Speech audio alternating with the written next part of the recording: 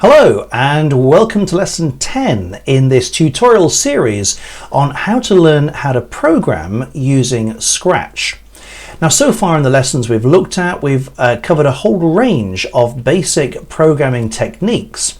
And in the last lesson, we created our first game, a guessing game, this one here, where we're looking at choosing a random number between 1 and 10, and then constantly asking the user to guess what that number is, telling them either that's correct or it's too high or it's too low.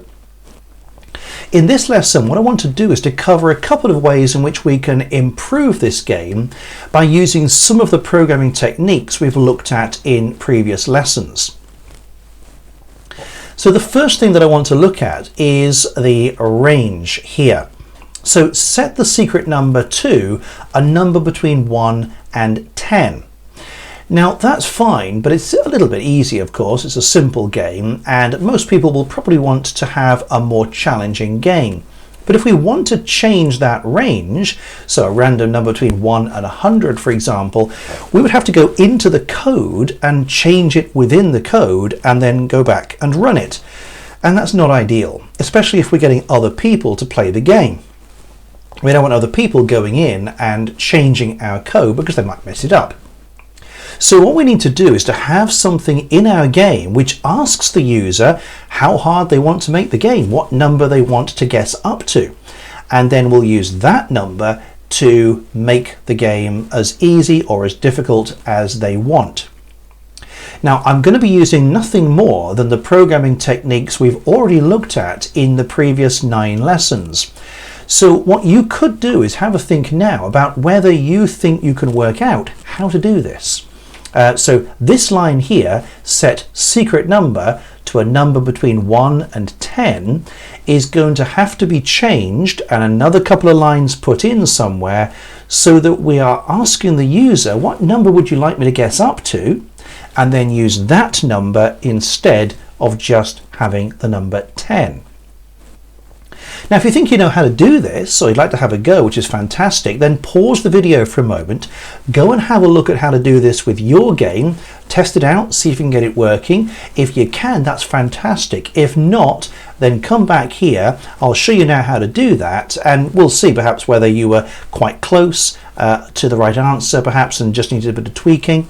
So let's have a look now at how we can do this. So the first thing that we're going to have to do is to create a new variable. So in the variables tab here, we're going to make a variable and call this max number. So this will be the variable that will contain the biggest number the user wants to go up to. At the beginning of the program, we're going to have to ask the user for the biggest number they want us to go up to. So we'll break the code slightly for the moment and put in here a line of code which asks the user for the biggest number they want us to guess up to. So we'll say, what number shall I choose up to? There we go. So we're going to ask the question, what number shall I choose up to, and wait. Now the answer, whatever the user types in, of course, will go into this answer box here, but we'll want to transfer that and put it into that max number variable that we just made. So we'll set the max number variable to be whatever answer the user just gave us. We can now put our code back together, but we're not quite done yet, because we've still got this line of code here that says set the secret number to a random number between 1 and 10. Now we don't want that 10 to be there. We want instead the max number to be there. So let's grab the max number variable and put it where the 10 is. So we're now saying, ask the user what number they want to choose up to. They can put in any number they want, 1,000 if they want to. We'll then put that answer in the variable max number and then say to the computer, okay, now put a random number between 1 and the max number into the secret number variable, and we'll use that in the game. So that's it. That's what we need to do. Let's just run this game and see how this works. So we're going to run the game. Now, what number shall I choose up to? Let's choose 100. and press enter. There we are. So what is your guess? Now, of course, in the previous game, we could only choose a number between 1 and 10. Now, I've no idea what the secret number is, but it could be a low number, of course, but it could be any number up to 100 now. Let's type in 50. That's too high. Okay, that's fine. Let's try typing in the number 25. That's too high, so it's not a big number here. Let's try 15. That's too high. Okay, so on this occasion, it obviously hasn't chosen a very big number. Let's see whether it is actually, okay, so it's even less than 10. Let's try 5. It's too low. Okay, let's try 7, too high. 6. Oops, I've missed it. I think I typed in that a little bit too early. There we are, 6. So in that case, that was a low number, but of course that's what we said. We said pick a number between 1 and the maximum number. Let's just try it again, and hopefully this time let's try 1,000, just to make sure that the chances are high that we're going to get a bigger number than 10. So a number between 1 and 1,000. Let's try 500. Okay, it's too high. Let's try 250. Too high. If it's 6 again, I'm going to be really annoyed with this. Let's try 150. Too high. Let's try 100. Too low. Ah, there we are. We've got a number that's over 100 at least. So it's between 100 and, I wasn't following now, was it 125? Let's try 115. Too low. 120. Too low. 123. Too low. Is it 124? 124, too low. Oh, I'm going to stop guessing because I'm wasting time now. If you're screaming at this saying, well, it's obviously this number, then clearly you were paying more attention than I was in running that game. Anyway, the point is that we can now let the user choose how difficult to make the game. Of course, they could type in a number between 1 and 1, in which case that would be a very easy game, but it's up to them to choose the difficulty. So that's the first thing that we've done to make our game more interesting. Now, the second thing that I want to do is to keep track of how many guesses we've actually had. So if we get it in one guess, that's fantastic. It'll say you got it in one guess. If it took us 6 guesses, then it'll tell us, well done, you got that number right, and it took you 6 guesses. So again, for this one, if you think you know how to do this, it will use variables, it will use maths adding, it will also use some concatenation of strings back from the early lessons. So if putting all that together you think you might better work out how to do this, then fantastic, go and have a go. It doesn't matter if you get it wrong, I will show you how to get it right in just a moment. So either pause the video and have a go, or stay with me and we'll get that done now. Okay, so the first thing that we're going to have to do for this is to create a new variable. So let's go make a variable and we'll call this tries. So the number of attempts or the number of tries that the user has had, and this one we can actually have visible on the screen. So we'll keep that ticked on the left there so the user can see how many attempts they've had. Now at the beginning of the program we'll need to make sure that that is set to 0. So to reset this. So I'm going to just break the program there at the beginning, and at the very start we're going to set tries to 0 and then put that program back together. So each time we start the program we're resetting the number of tries the user has had. Now every time they guess, every time they enter a guess, we want to take that value, take that tries variable and add 1 to it. So where in the program would we do that? Well, the most obvious section is in the middle here, where we are asking the user for their guess, and once they've entered it, we take that guess, that answer, and we store it in the variable guess. So that is where the user has entered a guess. Whether it's right, whether it's wrong, doesn't matter. They've entered a guess. They've had a try. So right there is where we need to add the code that will make the value of tries go up by 1. So what we need to do here is, if I just, let's make this preview a little bit smaller, so I've got some room on the right hand side here for the code, is we're going to have to set the value tries to something. It's going to be tries plus 1. We're going to add 1 to that. So we're going to take the variable tries and say whatever it equals now, add 1 to that. We're not saying set the value or variable tries to 1.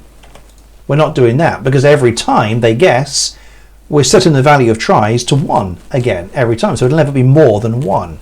So instead we need to go to the operators section and find the plus block, because it's going to be something plus 1, and the something is going to be the variable tries. Whatever tries is now, it's that value plus 1. So we'll go to variables, we'll grab the tries variable, and then we'll add 1 to it. So we're setting the value of tries to whatever tries is now plus 1. And that block there will go right underneath where we're setting the guess to the answer, because we know at that point the user has entered a guess, they've had a try. So we'll grab that. When you're dragging code around like this, it can get a bit scary, seeing things jump all over the place. If you're not sure, move it back out. Have a think about where it's going to go. It's going to go right under this block here, and it won't do anything until you let go. So make sure it's absolutely in the right place, which is right here, and then you can let go. Now notice zoom in on that one, because if you are copying the code and you need to see it nice and clearly, hopefully you can see that nice and clearly there. So after we've entered a go, we set the number of tries to tries plus 1. Let's now run the game and see how that looks. Let's go full screen and we will start the game. So tries is set to 0. What number shall I choose up to? Let's go for 100. And then what is your guess? So tries doesn't change yet. We haven't entered a guess. My first guess is going to be 50, so I enter that, and you can see as soon as I've entered it, it's now changed, so tries is now equal to 1. And I think the message there said that the number was too low, so let me enter another number. Let's try 75. That's too low as well, and you can see I've now had 2 tries. Let's try 85.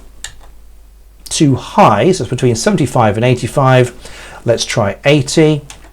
Too high, so let's try 77. Too low, let's try 78, and there we are. Congratulations, that's right. And you can see that it took me 6 tries. Now that's fine, that works well, but let's add one more thing, because way back in one of the earlier lessons in this tutorial series we looked at something called concatenation, which is joining together strings and variables. Strings and strings, variables and variables, just joining together some text and values. So what we're going to do now is at the end where we have this line that says congratulations, that's right, we're actually going to say how many attempts it took at the same time. Congratulations, that's right, it took you, and then the number of tries, and then the word guesses. So we're going to go to the operators block and find the concatenation block we used before, which is this join block. So we're going to take all the words we have in here so far, let's copy those, and paste them into the left hand side of this block. So we are going to join together, let's just zoom out a little bit here. We're going to join together the words congratulations, that's right, and then we're also going to include it took you, and then I'm going to type a space at the end of it, and then we want the variable tries. So let's have that variable in there like that. So congratulations, that's right, it took you, and in the last case the number was 6, so it says congratulations, that's right, it took you 6, and then we want another word. So in order to join another word to the end of this, we need another join block. Let's grab that there. So everything we've got so far goes in the left hand side of that. There we go. So congratulations, that's right, it took you that number, and then a space, and the word guesses. There we go, like that. So we have used concatenation to join together the words on the left, the value in the variable tries, and then the word on the right. Let's drag that into that box there, and let's have that last a little bit longer. Let's have that visible for 5 seconds instead. Let's see now how that works. I'm going to go full screen and run the program. What number should I choose up to? Let's choose 50. So what is your guess? I'm going to go for 25 in the middle. It's too low. Let's try 35. That's too low. Let's try 42. Oh, there we are. Congratulations, that's right. It took you 3 guesses. So you can see there we've got the answer there in that box. So we have used a number of little extra programming features to improve this game. So we have the ability for the user to choose how difficult or easy the game is, and we're also having the computer track the number of guesses the user has made. So we've got now quite a complex program, quite a lot going on in that, and at this stage, after 10 lessons, you've learned quite a number of different programming techniques, and those techniques are really the building blocks, the foundation for almost any computer program you want to create.